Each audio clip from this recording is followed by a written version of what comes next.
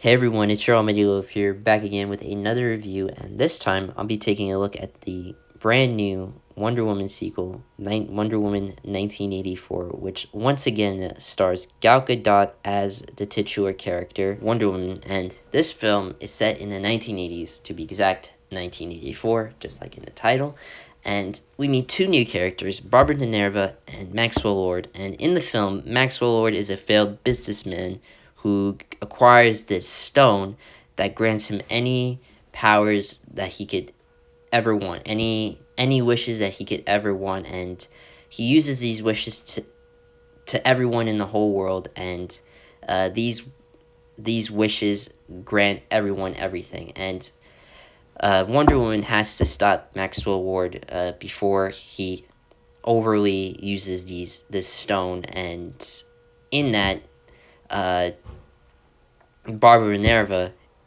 teams up, or shall I say, also uses the stone to grant these powers. So from what I've read in terms of story of the movie, if you haven't seen the movie yet, like watch the movie and then come back to me, guys.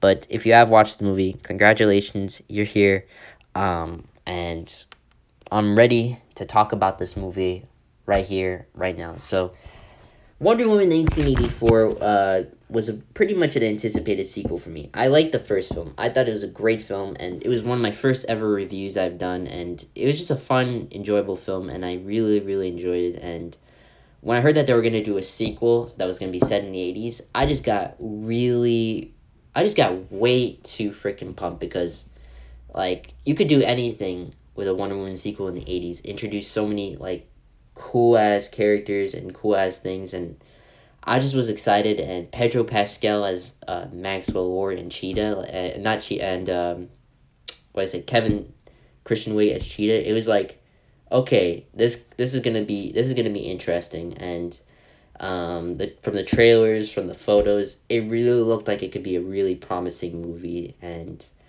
I was pretty excited about the movie. But now the movie's here, and I gotta say, in all honesty, um, if you have seen the movie, guys, I think you not probably know what I'm gonna say. I am really, I'm kind of disappointed with this film. Like, I was really expecting so much more of this film, and sadly, sadly, we didn't get what we wanted, and it's kind of the same. Now, this is not a bad movie, but there's so many things that could have been way better, in my opinion. Now, for example, the movie has some really noticeable green screen. Now let's leave out the special effects and CGI behind. Okay, but the green screen is like, it's so noticeable. Like, what? Like, really, it's so like noticeable in the movie. I don't know if I should say it's more noticeable than Justice League, but it's like kind of like, what? Like, in the first Wonder Woman, there was not really any green screen from what I saw. I mean, there it was here and there, but it wasn't like incredibly noticeable. But this is like noticeable, and they should have done like way better and made it really like not super noticeable and edited it a little bit more. Now I don't know how it works in terms of green screen, but I feel like they could have improved so much on the green screen. It would have been way better. So, another thing I thought was not even pleasing at all was the villains. There's two villains in the movie. You have Cheetah and Maxwell Lord. Now, the problem with Maxwell Lord, and this is a really huge problem. Now, Pedro Pascal, he doesn't do a bad job in the movie, but I was expecting so much more from him. Like, in the movie, he's not even a villain.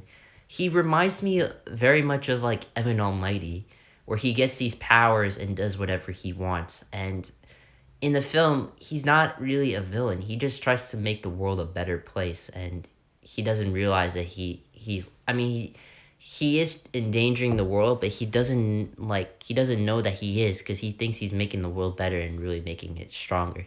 But he's not even a villain. Like in the first movie, you had a villain with evil motives and knew what he was doing. But in this, I there was a problem that really he had a motive of what he's doing, but he clearly didn't know what he was really doing, and that was the problem with this film. Like in the first film, I feel like you knew that the villain had a motive. You knew that he was evil and knew that he wanted to take over the world. I feel like I feel like what they could have done, in my opinion, was really make it like I don't know. Maxwell Lord's character was working with the Soviets and really wanted to endanger like the world and all that. But he's not even that in the movie. But I feel like there could have been you either keep Maxwell Lord or I honestly feel like there could have been another villain that would have been way cooler and that would work with the Soviets and had evil motives, like really evil motives to take down the U.S. And since the film is taking place in the Cold War, you could really do a lot with like a Soviet Cold War era Wonder Woman movie. I feel like that would have been way cooler, but in this film you don't really have that, and that's kind of disappointing. And uh, I feel like it would have been also cool if you had Cheetah would have been kept in the movie, but she would also be working with it would have been also pretty cool if she would have worked with the Soviets. It would have been way cooler if you had an evil villain besides Maxwell Lord, um, or evil villain that's not Maxwell Lord, to work with the Soviets and Cheetah to work with the Soviets. But in this, they don't really work for anybody. They're just two like villains that don't know think that they know what they're doing, but they don't. And I wish they had a a better villain that knew knew what they were doing, knew that their motives and all that.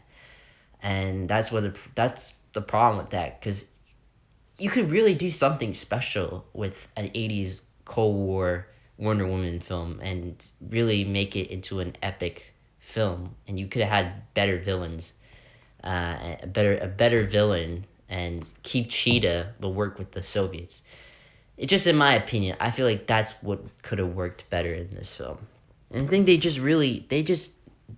they would have made, I feel like they would have made the villains way cooler, and that's the problem. But I don't think the villains are bad, but they should have been better used, in my opinion. Just in my opinion.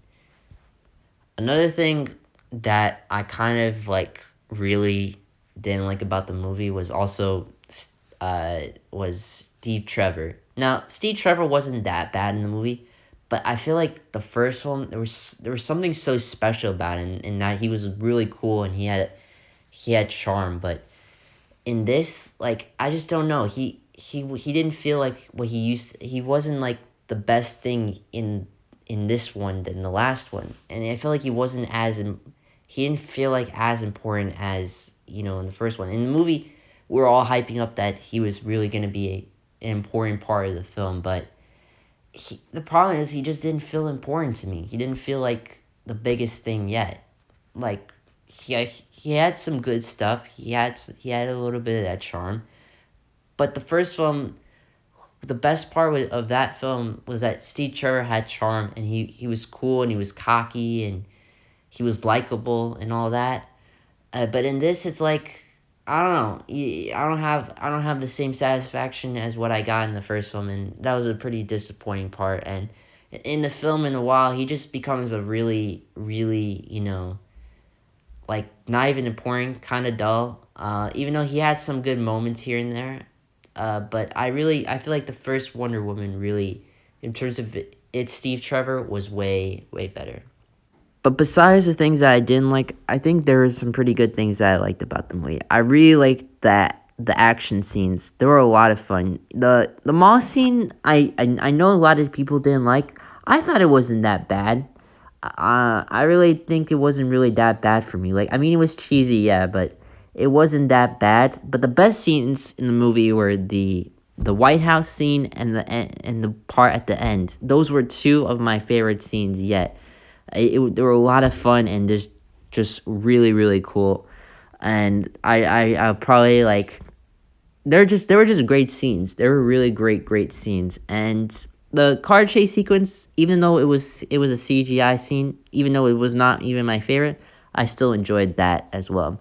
And in the film, Hans Zimmer's score is really really fantastic, and I really really enjoyed it. And Hans Zimmer is a great composer, and I hope he returns back in this for the next Wonder Woman film, and that would be really really fantastic. Uh, and Cheetah, played by Christian Wiig, I think she did a pretty good job. I'm pretty happy about this choice. I feel like Charlize Theron would have been better in my opinion.